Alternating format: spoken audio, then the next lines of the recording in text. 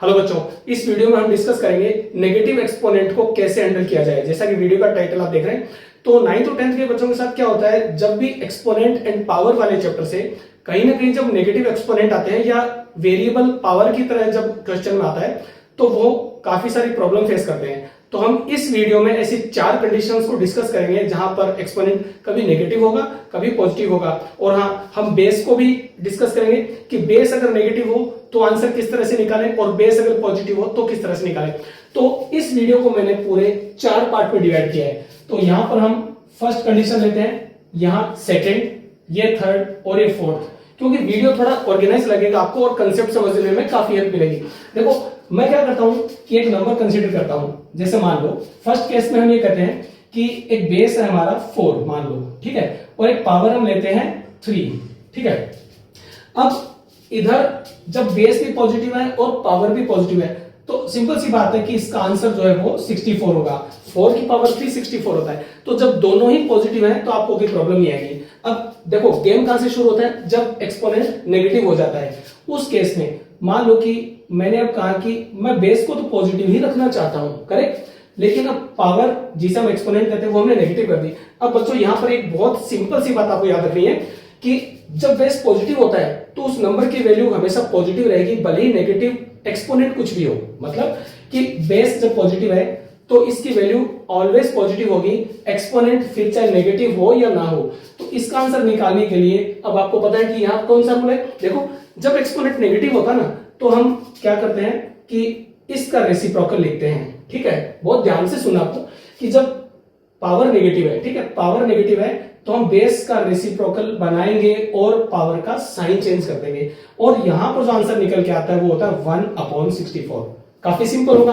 अब इन्हीं में हम कुछ वेरिएशन देखते हैं। अब बेस तो हमारा पॉजिटिव हुआ, क्या हो कि अगर बेस नेगेटिव हो जाए तो अब बेस नेगेटिव होगा तो पावर पॉजिटिव हो सकती है, या फिर बेस नेगेटिव हो और पावर भी नेगेटिव हो सकती है। अच्छा, अब दोनों केस में क्या करें। अब देखो, जब बेस नेगेटिव हो तो इसका आंसर सीधा सीधा एक्सपोनेंट पे डिपेंड करता है। मतलब कि एक्सपोनेंट अगर ओड है तो आंसर नेगेटिव होगा और एक्सपोनेंट अगर इवन है तो आंसर पॉजिटिव होगा।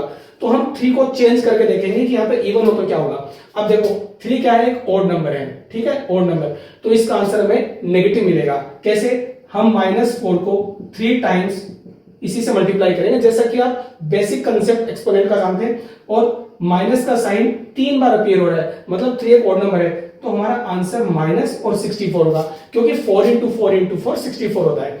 अच्छा, इस क्वेश्चन में हम क्या करें, देखो बेस नेगेटिव है और ये एक्सपोनेंट भी नेगेटिव है, लेकिन इसमें हमें नेगेटिव पॉजिटिव पे फोकस नहीं करना, हमें देखना कि इवन है कि ओड है। जब हम 3 को ओड मानते हैं तो -3 को भी हम ओड मान सकते हैं, कोई दिक्कत नहीं है। जैसे 4 एक इवन है तो -4 भी नेगेटिव में इवन है। तो अब इसी कंसेप्ट को हम इसमें यूज करेंगे। तो हमने क्या किया कि इसका रेसिप्रोकल लिखा, जो कि होता है 1/-4, और एक्सपोनेंट का साइन चेंज कर दिया। तो बच्चों आपको देखो ये करना है कि जब भी एक्सपोनेंट नेगेटिव हो तो आप बेस का रेसिप्रोकल निकालेंगे ऑलवेज, और एक्सपोनेंट का साइन चेंज कर देंगे। बेस का रेसिप्रोकल हुआ 1/-4 और हमने पावर का साइन चेंज कर दिया।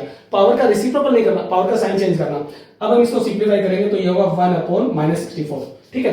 तो हमने क्या किया कि बेस और एक्सपोनेंट के कुछ वेरिएशंस लिए, दोनों पॉजिटिव हो सकते हैं या दोनों नेगेटिव हो सकते हैं, या बेस पॉजिटिव पावर नेगेटिव, या फिर बेस नेगेटिव और पावर पॉजिटिव। अच्छा, अब क्या हो कि इसी 3 की जगह पे कोई इवन नंबर आ जाए।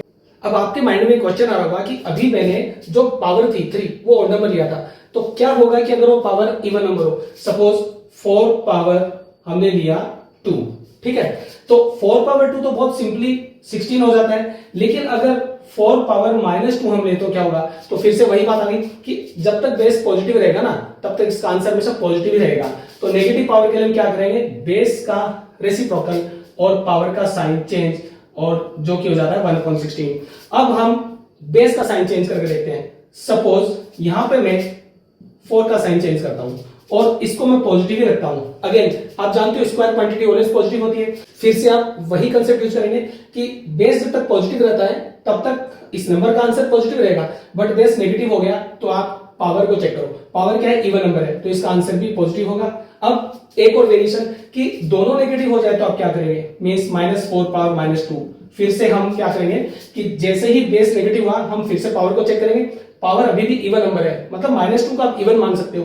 अब इसको कैसे सोल्व करें, देखो तो आपने ये देखा कि जब भी पावर नेगेटिव होती है तो हम बेस का रेसिप्रोकल करते हैं। स्टूडेंट्स आप एक बात याद रखें, पावर जब भी नेगेटिव होगी आपको बेस का रेसिप्रोकल ही करना है, ठीक है। -4 का रेसिप्रोकल ये हुआ, इसका साइन चेंज कर देना आपको, ज्यादा कॉम्प्लिकेटेड बनाने की कोशिश मत करो, सीधा सा कंसेप्ट है। मैं फिर से रिपीट करता हूं, मतलब बेस का रेसिप्रोकल और पावर का साइन। अब रेसिप्रोकल में कुछ स्टूडेंट्स क्या करते हैं, साइन बदल देते हैं। बच्चों -4 का रेसिप्रोकल 1/-4 होता है, ना कि +4। तो फिर से रेसिप्रोकल किया, पावर का साइन चेंज किया, और यहां पर जो हमारा आंसर बनता है वो 1/16 होता है, ठीक है। कहीं भी तुक्का ना लगाए, ऐसा नहीं कि माइनस माइनस मल्टीप्लाई कर दिया आपने, आप कंसेप्ट के अकॉर्डिंग चले, आपके आंसर हमेशा सही आएंगे। ओके स्टूडेंट्स, तो अल्टीमेटली आपने क्या देखा कि जब तक बेस पॉजिटिव रहेगा आंसर हमारा हमेशा पॉजिटिव आएगा। देखो यहां पर पॉजिटिव पॉजिटिव पॉजिटिव, तो तीनों आंसर पॉजिटिव है, यहां पर भी बेस पॉजिटिव है तो आंसर पॉजिटिव है। अच्छा, मुझे पूरी उम्मीद है कि ये कंसेप्ट आपको समझ में आएंगे। अब इसी नेगेटिव एक्सपोनेंट को यूज करके हम कुछ बेसिक वैल्यूज फाइंड करते हैं। चलो देखो, मान लो कि अगर मेंशन किया है 2 पावर -2, तो आप क्या करेंगे, नेगेटिव एक्सपोनेंट है, इसका रेसिप्रोकल करेंगे 1/2 होगा, और जब स्क्वायर करेंगे तो 1/4 आएगा। ठीक इसी तरह से अगर 3 पावर -2 है तो क्या करेंगे, 3 का रेसिप्रोकल 1/3, स्क्वायर करेंगे तो 1/9। ठीक इसी तरह से एक बड़ा नंबर लेते हैं, मान लो कि 7 पावर -2, तो 7 का रेसिप्रोकल 1/7 और स्क्वायर किया तो 1/49।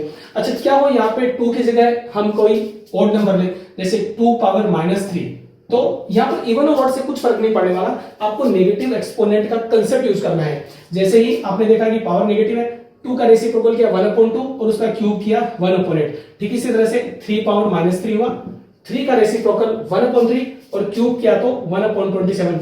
ठीक इसी तरह से अगर 7 पावर -3 है तो 7 का रेसिप्रोकल होता है 1/7 और इसका जब क्यूब करते हैं तो ये आता है 343। तो आई थिंक कंसेप्ट आपको समझ में आ गया होगा। अगर कहीं भी प्रॉब्लम आ रही है तो वीडियो को आप 2 या 3 बार देखना, मैं विश्वास दिलाता हूं कि आपको सारे कंसेप्ट इजीली क्लियर हो जाएंगे। तो इस तरह से आप डिफरेंट वैल्यूज लेकर उन पर नेगेटिव एक्सपोनेंट की वैल्यूज फाइंड कर सकते हैं। अगर कोई प्रॉब्लम आती है तो मुझे कमेंट करें। Keep learning.